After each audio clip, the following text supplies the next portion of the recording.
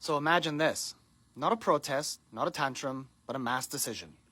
Quiet, deliberate, and surgical. People across the board, plumbers, teachers, coders, drivers, welders, waiters, even mid-level managers wake up and say, no more. They don't march, they don't scream, they just stop. No more clocking in, no more logging hours, no more lending their energy to a machine that grinds them into debt while a handful of sociopaths hoard everything they produce. And the system, which only works because people believe it's real, starts to seize up. This isn't symbolic, this is logistics. No truckers, no food deliveries. No factory workers, no parts, no packaging, no phones, no medicine. No baristas or cashiers. The service economy grinds to a halt. This isn't a revolution with guns and slogans. This is a labor strike so massive and decentralized it can't be negotiated, bought off, or crushed. It's the realization that when the people who actually do the work step away, there is no more economy. Not a slowdown, but an implosion. Because at its core, capitalism is nothing but a pyramid scheme that only functions when the base agrees to carry the top. Then it spreads. People stop paying mortgages. They stop paying rent. Not because they're freeloaders, but because they finally understand the scam. Here's the con in detail.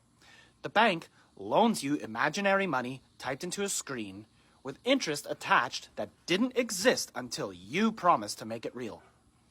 You work 30 years to pay back a number they created out of thin air. You're not buying a home. You're renting it from a computer until you die. Rent is even worse. You pay a landlord who owns the property because they got a loan from the bank to invest. You're not paying for shelter. You're paying for their leverage. And they're paying their bank with your labor. The system isn't about housing people. It's about extracting wealth from you for simply existing in a building. And if you fall behind, they throw you in the street and tell you it's your fault. But once people stop paying, once enough tenants say, you're not getting another goddamn dime, the entire housing market, built on projected cash flows, collapses. Banks don't get their mortgage payments. Landlords can't service their debt, and suddenly, trillions in assets vanish from balance sheets. It's not theoretical, it's math. And when the payments stop, the default rate spikes, the credit market panics, and the dominoes start falling. Now this is where it gets surgical. When workers stop showing up and renters stop paying, government revenue collapses fast. Because the government, federal, state, or local, doesn't make money.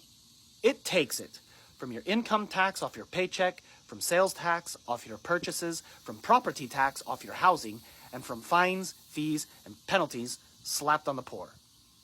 So what happens when millions aren't working, spending, or paying into any of it?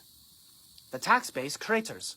Municipalities can't pay teachers, can't keep water systems functioning, can't operate garbage routes or bus systems.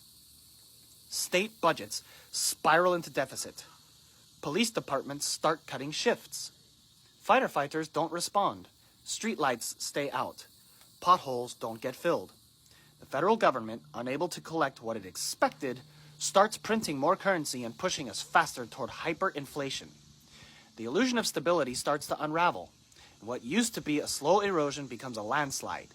Not because of violence, because of absence. The beast isn't slain. It starves. And what happens to the banks? Well, let's be clear. Modern banking is just a legalized confidence game. Your deposit doesn't sit in a vault. It gets loaned out fractionally, leveraged 10 to 1 or more.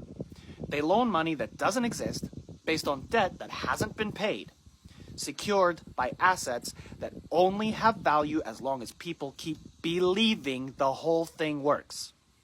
So when mortgages aren't paid and people stop spending, it's not just a missed payment. It's a chain reaction that nukes the liquidity system. Credit defaults rise, foreclosures spike, investment portfolios implode. The value of real estate plummets because it's no longer a safe asset. Commercial properties go empty. Residential properties turn into squats or community housing. Every assumption the market made about your compliance, gone. And once investors realize the entire structure of projected earnings has collapsed, the sell-offs begin. Banks lock up lending, ATMs get temporarily unavailable signs, payment processors start freezing accounts. This is how a collapse actually looks. It's not dramatic, it's mechanical. Now the government can try to fight it. Maybe they declare martial law. Maybe they try to force people back to work or send cops to evict holdouts. But the numbers won't work. The labor force isn't centralized anymore. It's everyone. And if the police are being evicted too, if the National Guard hasn't been paid in weeks, if the gas stations are dry and the cell towers aren't maintained, the enforcement mechanism collapses. Governments try to pass emergency bills, authorize stimulus, push digital currencies, or implement rent controls, but it's too late. You can't reboot a system that no one wants to plug into anymore. You can't legislate consent back into existence. The legitimacy is gone. The social contract was voided the second people realized it wasn't a contract at all. It was a con. And here's the part that really scares the top. People adapt. They always do. The system has trained you to believe you're helpless without it. That you can't grow food, can't build shelter, can't survive without a W-2 and a grocery store. But that's bullshit. Humans are adaptive, resourceful, and brilliant when they're allowed to be.